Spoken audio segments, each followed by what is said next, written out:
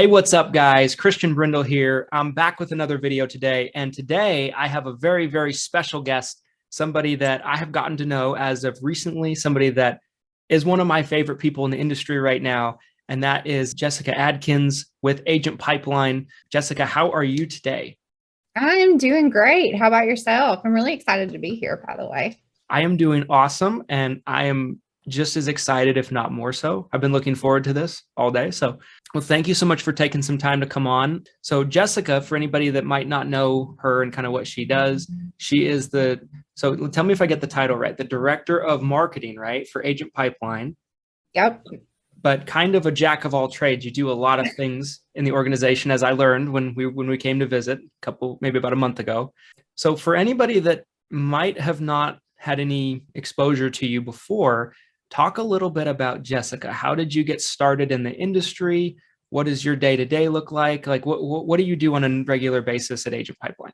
Well, every day is different and exciting. So that's part of why I love what I do. But I actually got into the insurance industry, a little over a decade ago. My father-in-law sells annuities, and at the time I was in college, and he was like, you really need to get in insurance. Just, you can make your own schedule. I had my son, he was little. So that's what I did. I was like, okay, why not?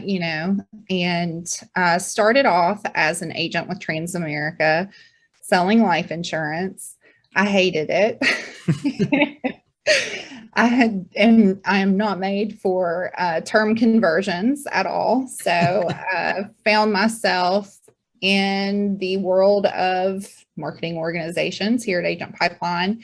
Originally, I was hired to be an ACA marketer and help onboard agents during healthcare reform, and just somehow magically ended up doing marketing. Then was introduced to innovation. So I started automating a lot of business processes, building out internal systems that we use, and helping out with agent technology.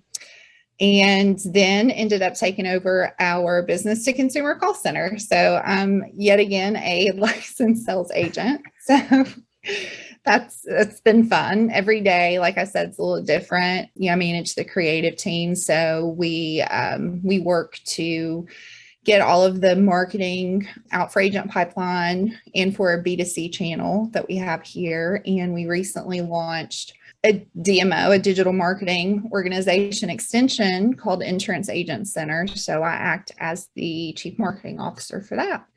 And we've been working with agents to help them get set up with websites and email marketing and social and things like that. So, yeah, what? I mean, my mind just spins thinking about everything you do on a day-to-day basis. Like it's a lot. It is, but it's super fun. I love it. One thing I wanted to kind of talk with you about and kind of pick your brain about for the audience is, so your knowledge in terms of digital marketing in general is so extensive, right? And you're very humble, so you're never going to say that, but I will say it for you. And I've learned a tremendous amount in the short time that, we've started to kind of get to know each other. So I wanted to kind of have a conversation and just kind of talk about a couple topics about different kind of marketing trends that we're seeing in the industry right now. The first being direct mail. So yesterday, I actually did a video with Chris Weir. We talked about this a little bit too. I'd love to kind of get your thoughts on direct mail right now, because I think every time I have a conversation with agents, like there was an agent that works with us a couple of days ago that I had a conversation with, and he was like, I did a 6,000 piece drop in March and I got like a 0.3% response rate. I'm never doing direct mail again. And I think there's been such a change, right, in terms of maybe even in the last couple of years of what we've seen and what's been customary of response rates. Talk about direct mail a little bit. Like, what are you seeing? What is the trends? What does that whole thing look like in your scope? Yeah, so direct mail is tricky because, it was at one point the way to market to beneficiaries, but now their mailboxes are flooded between, lead vendors, insurance companies, and then the agents who are even trying to compete with both of those channels. So it's a little overwhelming. And I think that at some point, they just start throwing stuff away. I do. I get beneficiary mail sometimes. So that's just an example, I think, of, how some lead vendors, they just get a list and they don't really segment the way that, effective marketing campaigns should be segmented. So you're, sending out all of this mail to all of these different households, and you're not going to get a BRC. You're not going to get a reply card if you send me a piece of mail about turning 65. And, that's why you have to be very selective on lead vendors that you do use. And another thing, with direct mail, I think, we do run into scenarios where maybe some of these vendors, they promise a lot of leads. And so if you do get a decent return, even to that point, sometimes I think the conversion rate, what we expect from those conversion rates, they're not really quality leads. They're just leads, right?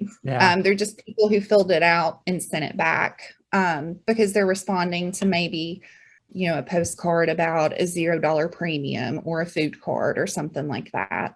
I'm hoping that, some of the new HPMS filings, that helps a little bit to make sure that the people who we actually get to respond to those, that they're truly qualified leads. So, and maybe that'll also cut back on some of the mass production mail that's going out.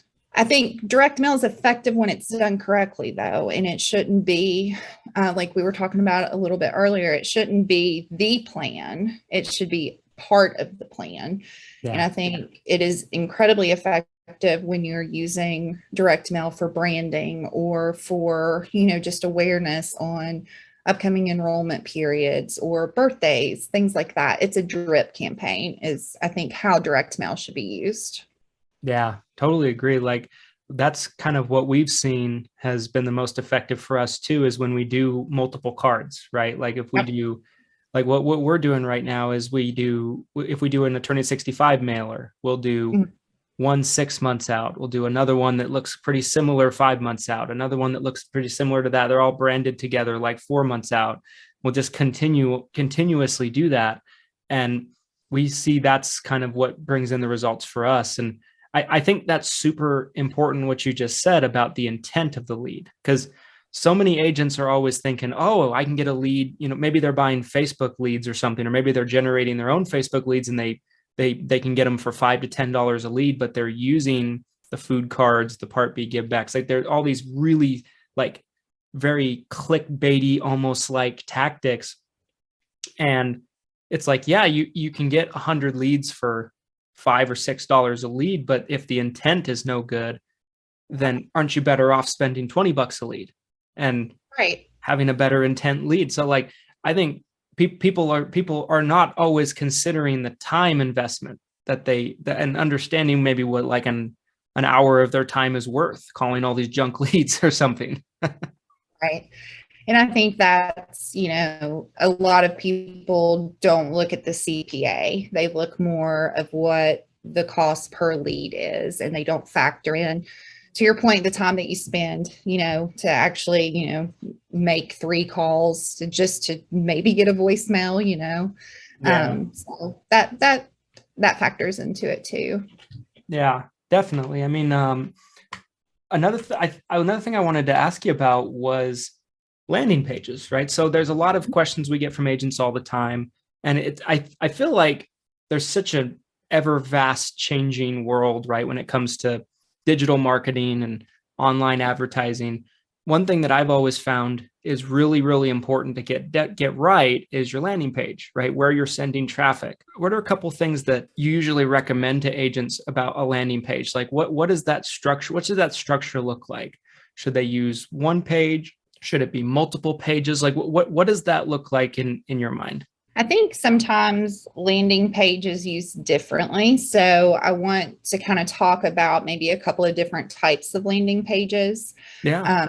I know after having, a couple of conversations from our DMO extensions with agents, a lot of marketing agencies who work with insurance agents don't educate them on their options. They don't take time to explain what a landing page is. So they're just like, here's a website. And then the agent is under the assumption that's what a landing page is. So we'll start with like a lead generation landing page. That's going to be a page that you add maybe to your direct mail, right? And as a call to action to get, your clients or even agents, if you're doing agent recruitment, to go there. Email blasts, social media, lead generation form, right? That's what we're talking about. So above the fold is the most important thing on anything. You always want to make sure that the call to action is the first thing that anyone sees.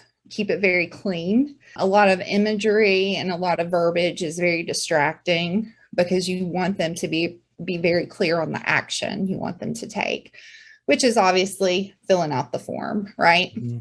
So a couple of rules of the road, though, that you definitely want to keep in mind is that if it's a consumer facing lead form, from a compliance standpoint, you can't require any of those fields. So you want to make sure that when you are creating a form for a consumer, that you have, no required fields. You only ask for name, email, phone number, zip code, state.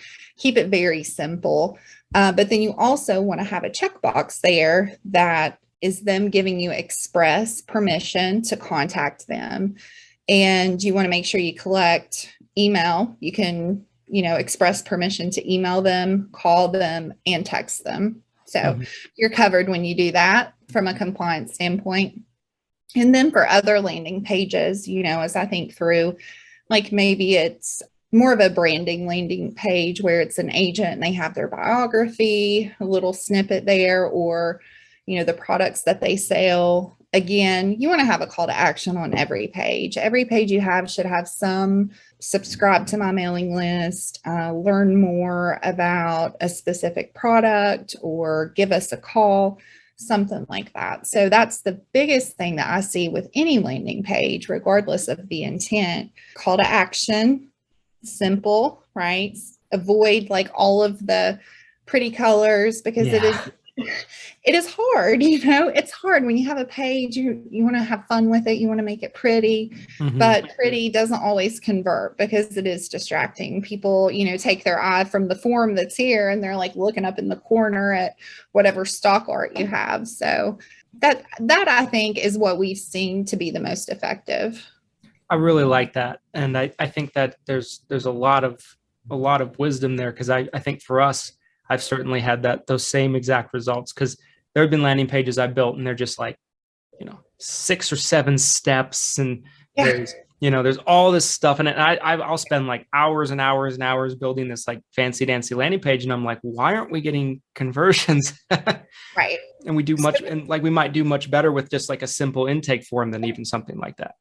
Exactly. People have the attention span of a goldfish. So you need to be able to get that information from them within that 7 seconds, or at least get them like wanting to provide you with that information. So for me, what I found, and I always try to help agents understand, is that another effective piece of a landing page is like making sure that you're giving them something in return for giving you their information.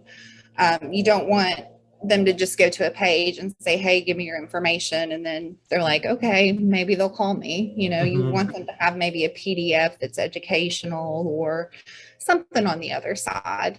And, I remember back when I first started in marketing, it was really important for me to collect data points, right? Like I wanted to know their birthday. I wanted to know this, that, everything about them, about an agent, so that I could segment our marketing to cater to that specific audience, right? Increase my conversion rates. And I saw my lead form responses drop significantly because people just abandoned it. They're like, I'm not fooling with this stuff. This is too long, So simple.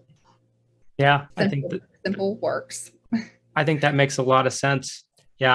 I think that's the kind of stuff agents need to hear, when they're trying to build ads, they're trying to build landing pages and those kind of things. I wanted to kind of segue into a little bit one of my favorite topics. We could probably talk about it for 2 hours: content marketing. right? And Yes. I love me some content marketing, right? It's my favorite thing about marketing, probably. I know that what you guys and what Agent Pipeline have been doing for many years have been really doing a lot of content marketing through like blogs and websites and things like that. But it seems like recently there's been more of a focus towards video, like you said. Talk a little bit about what a good expectation should be for an agent of content marketing, some different ways they can do some content marketing, and kind of like what the long-term effect is. Because I always look at it like it's a snowball, right? It's a long-term like project. It's not something where you're going to film a video, put out video on a channel with no followers, and all of a sudden people are, flooding your phone. But if you do it for a long time, maybe it might build something. Yep. So I also love content marketing. I think between content marketing and email marketing, it's my passion. That's really what I love doing. And you're right. There's a lot of, again, marketing agencies who go out to insurance agents. Sometimes I really feel like they take advantage of agents, because they throw around the terminology again, and they don't set any clear expectation. They tell agents, let's get you involved with SEO, but they don't explain, okay, this will take a while. Like, we have to consistently build, because there are metrics that Google looks at to get that and get you ranking on the search results pages. So the good thing about content marketing, though, is that if you repurpose content, you can generally get about 8 lead generation opportunities just from one piece. So if you start with an article, right, you can easily turn that into, again, maybe that PDF download that's on the other side of the form on the landing page. Maybe you want to do a training. So you can take that same information from the article and the PDF and create a short video that's a training video, or maybe even use that in your in-person, educational event or something, something like that. Turn it into a social post, turn it into an email marketing campaign, which again drives the agent back to the landing page. Content is, if you repurpose it correctly, you can save yourself so much time, because I know that a lot of people think I have to do something different, every single time. If you just start with one topic, I always encourage people to go to Answer the Public. It's a great resource. It tells you what people are Googling. So, you can see like important questions really that like agents or consumers are asking, and then take that as, a starting point to start building out your different topics for content. And again, repurpose, and make sure that you have evergreen content. Evergreen content is content that, it doesn't change very often. So some of the things that, don't change very often, it's the basic educational pieces on your products, right?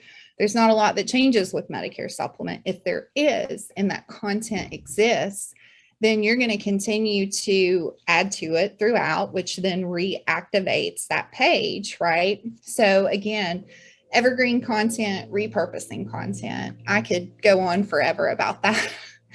But I know we have limited time. So I love it. And I think that's such great advice, right? That's such a strategy. I feel like the way for people to have the most effect with content marketing is to have a great strategy, just like what you said. For me, like when I first started, I had no idea what I was doing. Like, it was the wildest thing. When I started doing the Medicare podcast, I was like doing it all audio. There was no video. Right. And I was just like, I didn't have a microphone. Like, I was talking into my phone at the beginning. Like, it was awful. I remember I did an interview with a couple people, and we had them on speakerphone on one phone, and the other phone was recording. That's awesome. And so I was clueless in terms of all of this stuff. And what I found was exactly what you said, right? I think, like, if we kind of tailor a bunch of different pieces together, like, if we do a podcast, we shoot video of it. If we do a video about something, we write an article or a blog about it on the website or something like that. And that seems to have the most effect for sure. I think that's really good advice. And that's what people aren't hearing. I think people are just hearing make content. They're like, okay, but there's no strategy. Idea where to start. Yeah. Yeah. And you don't have to, that's one thing I hear too, is I can't get started because I don't have, to your point, the technology. I don't have the best camera. You don't have to, you don't have to have that. Just get started. That's the biggest thing that I can say to anybody, and actually from a video standpoint, there was a research article that I read that said that people generally prefer more of the natural video, right? It's not highly produced. People, they don't like that because then they feel like it may be more fake, instead of it being like, okay, here's an actual person who, they're educating me, they're talking to me. It's not some, guy in a studio that doesn't know what he's talking about. So yeah, absolutely. One person that comes to mind when I think about that is Ty Lopez. You remember Ty Lopez? No. Oh, you've never seen Ty Lopez? You have to look him up. But so he ran these videos as ads on YouTube. It was like 2015 to 18. And for me, every time I got on YouTube, there he was. He was like, I was seeing his ad before every video. And he ran and he would spend like hundreds of thousands of dollars on these ads. So like they'd be everywhere. But it was him with his iPhone, like shooting videos like this. But he would do a combination of things because he was like had like Lamborghinis behind him and all this like crazy stuff behind him. But every video he was running as an ad was like his phone in front of him, and like a lot of these videos would go viral. And that was one of the first people I remember seeing and being like, and I started to learn more about that. And it's like, yeah, that type of angle is very appealing to people because it just seems like very natural, very like, nonchalant kind of thing. And yeah, I've had a lot of experience with that too, because probably the first 300 or 400 videos I put on YouTube was with this. And that's it. Exactly. And I mean, Facebook, Instagram, almost all social media now gives you an opportunity to go live. So you don't even have to really carve out time to do it. Just, in the office in the morning when you come in and check emails, just turn it on, talk, get one of those little, like a tripod thing or just like a phone holder and set it up and just answer emails and talk about stuff. Yep. I think that's really smart. We overcomplicate things naturally as humans. We overthink it. Yeah. But the beauty of marketing is like, it doesn't have to be perfect. You know what I mean? You don't have to make it perfect. You just have to make it engaging. Yeah. And when it's relatable, that's when people are going to engage with it. When it's, providing them with education, that's all people want. They go online to learn. So a lot of what I tell people, is especially when they are starting out with writing articles, create an article that's in the form of a question, right? Because that's especially beneficiaries in that bracket, that age band. That's how they use Google. I don't know if you remember Ask Jeeves. Do you remember that? Yeah. I think I was in middle school, but I do remember it.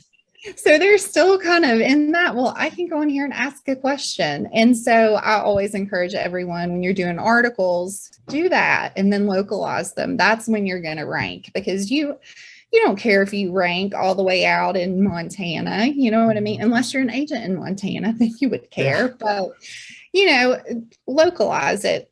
Include county information, include your zip code, include your state name. And then that's when SEO and content marketing starts to pay off from, the search engine results.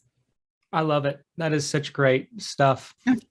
I want to be respectful of your time. I know you're busy. You have a lot more to do than just talk to me all day. But if someone wanted to get in touch with you guys about the marketing services that you guys are providing, or maybe they wanted to get in touch with Agent Pipeline to work with Agent Pipeline, what is the best way to get in touch? Yeah. So for marketing services, everybody can visit insuranceagentcenter.com. You can also visit agentpipeline.com. There's a directory of staff, so you can see my number. You can call me, you can email me. We have landing pages with forms, so you can certainly fill one of those out too. Or reach out to us on social media. My team handles all of that, so the messages will get directly to me. I love it. I love it. Well, I really, really appreciate your time and coming on and sharing all this great information here today.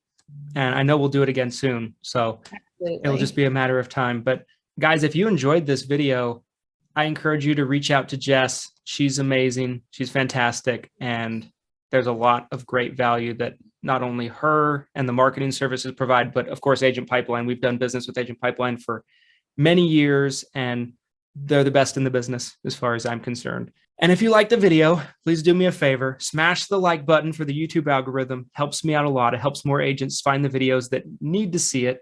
Comment your thoughts down below, subscribe, hit the notification bell, and we'll see you next time. Thanks so much for watching, guys.